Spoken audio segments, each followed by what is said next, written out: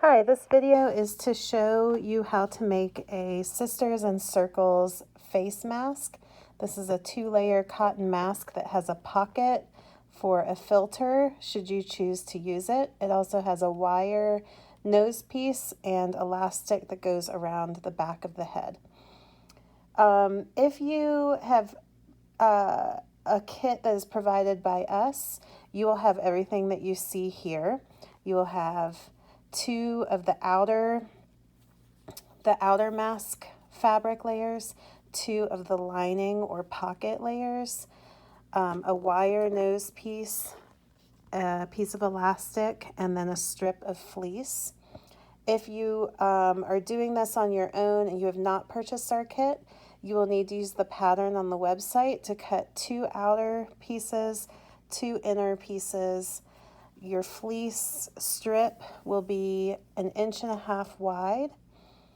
And then you need to cut your wire at about 5 inches long and then use needle nose pliers to curl the ends back. Your finished wire piece should be no more than 3.5 inches long, ideally more like 3 to 3.25 inches long finished. Your elastic piece needs to be 34 inches to go around the back of the head. This will be knotted and can be adjusted at the end if your head is smaller than that or bigger than that. If you want to use ear loops for this instead of the back of the head, you can cut 2 pieces of elastic and tie them into knots and adjust for what's comfortable for your ears after the mask is made. So the first prepping you need to do involves the fleece strip. You are going to just fold it in half and line up those edges, and you're going to stitch just in about 1/8 inch to hold those layers together. As you can see, I did not even back stitch. This step is literally just for holding those edges together. It will make it a lot easier when you try to put it into the mask if you do this step first. So I'm just going to do the whole entire strip. And when that's done, you are going to use a ruler and mark every 4 inches.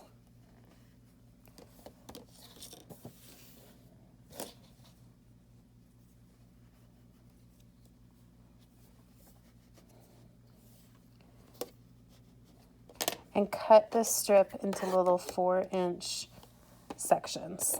This is for your nose piece. So you can see one strip gets you several nose pieces. All right, so you just need one. Your lining, as you can see when you cut it, is 1/2 inch smaller than the outside. If you accidentally cut or receive 2 that are the same size, you can simply just cut 1/2 inch off the edge of the lining piece. That is the only difference between the patterns. So if you make a mistake or you receive and they're all the same size, just take off 1/2 inch on the side. Again, I think I already said this, but the elastic should be 34 inches long. Okay, all of these seams are going to be sewn with 3/8 inch seam allowance. If you make one mask and you think it's too big, you can adjust the size by simply making a larger seam allowance across the bottom of the mask. So go to 1/2 inch or 5/8 inch.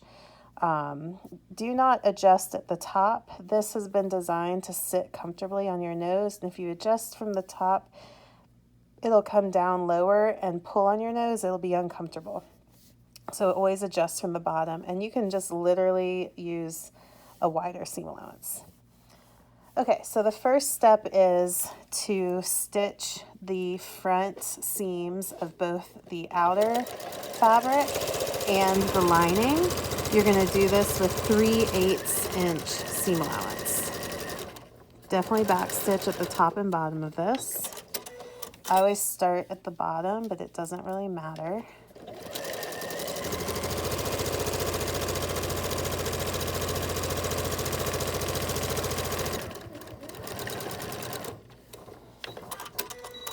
Next, you're going to take the outer piece and you're going to open to the inside, so your seam allowance is on the inside, and you're going to push the seam allowance to one side like this and top stitch really close to this seam to just hold down the seam allowance.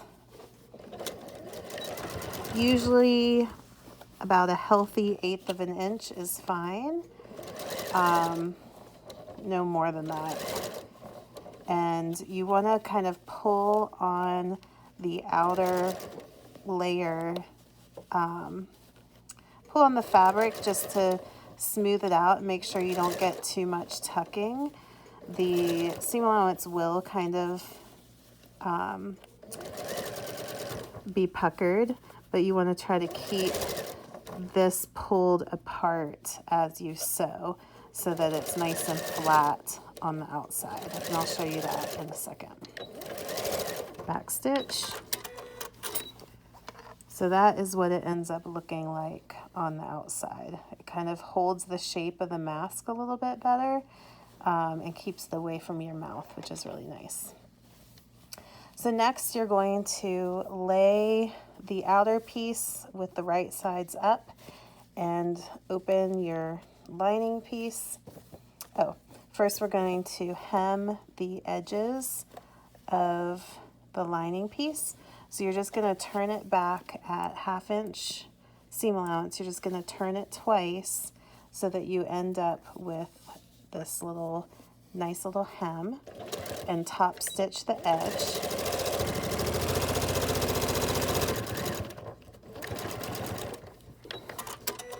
Turn around and do the other side as well. You're going to turn it a half, turn it a half, and stitch that down.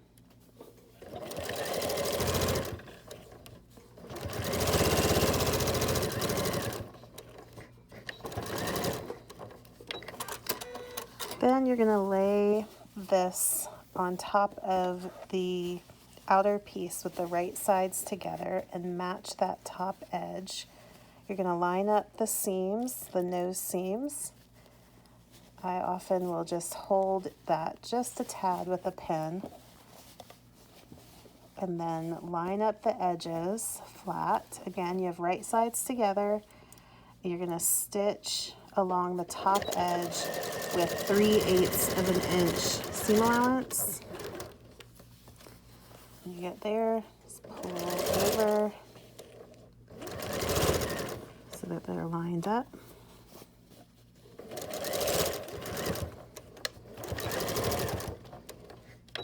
Okay, now is when you're going to insert your nose piece.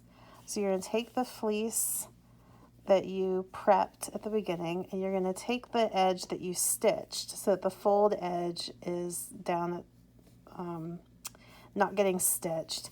You're going to just lay, you're going to find the center of it and lay that at the nose seam. Line up the edge of the fleece to be right at the edge of that seam that you just stitched, and then stitch it again. You're just stitching basically right on top of the stitches before at an 1/8 inch over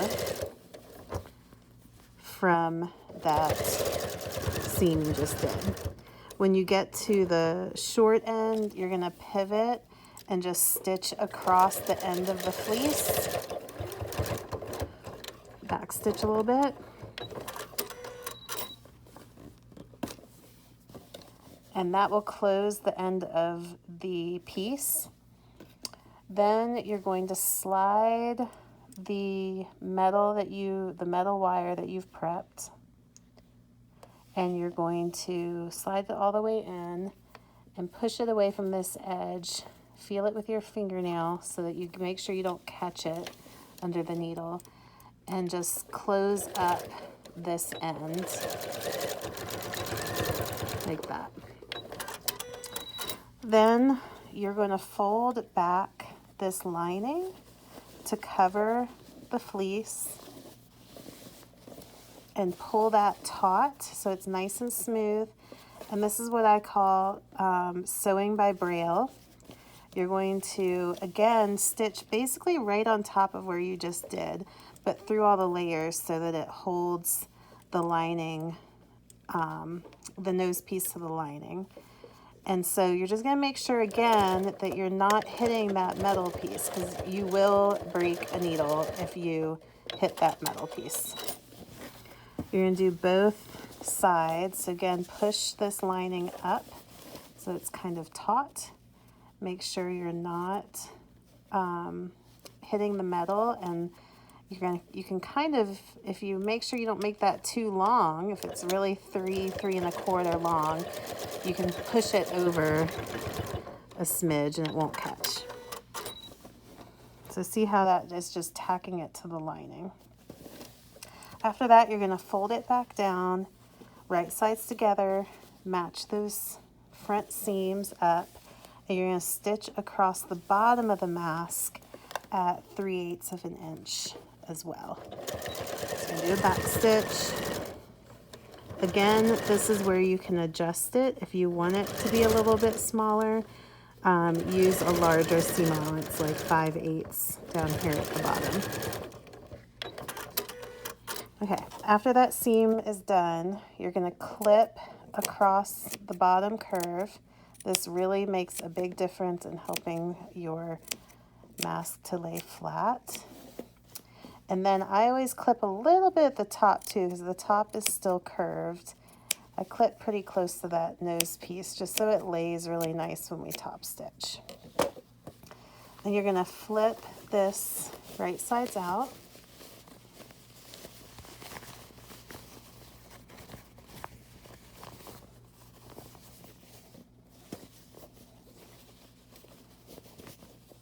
Okay, make it kind of lay nicely with itself. And then I always top stitch along the bottom edge from the inside. I start at the bottom, do it from the inside. You're just going to start, turn back 3/8 of an inch up here, and then stitch at 1/8 of an inch all the way across the bottom. And again, you just want to make sure that this lining is staying to the inside and doesn't roll to the outside. If you don't clip well enough, it will not do this as nicely. So make sure you clip several times. Stitch really nice and neat across the bottom. Again, I'm not back stitching this stage because it's going to get turned under, so you don't really need to. So there's the finished stitch. You're going to do the same thing across the top. So turn that outer edge 3/8, stitch it 1/8.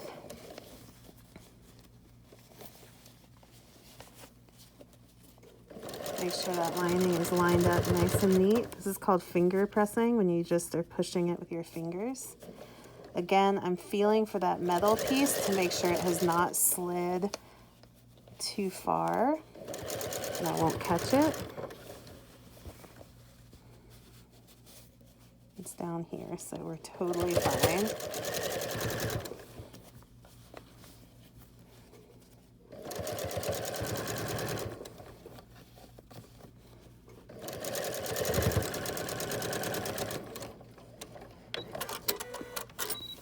Okay, next you're going to turn at 1/2 inch, turn again at 1/2 inch, and finish off the sides of the outer piece.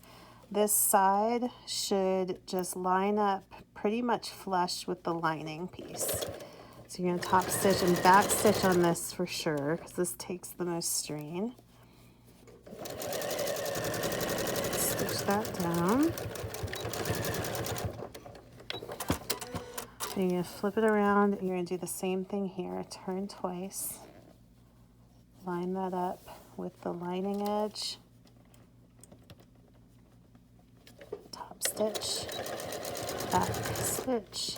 This is making a channel for your elastic to run through.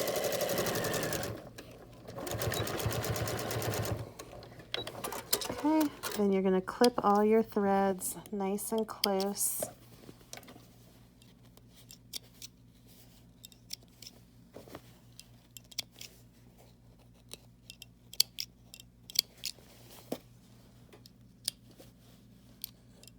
Make it nice and neat, tidy.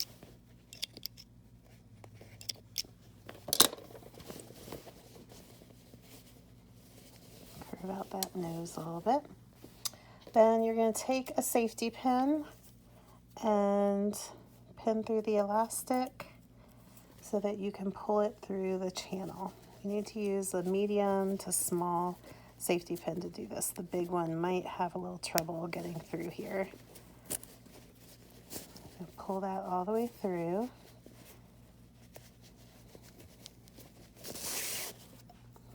I always start at the bottom of one side and go up and back down.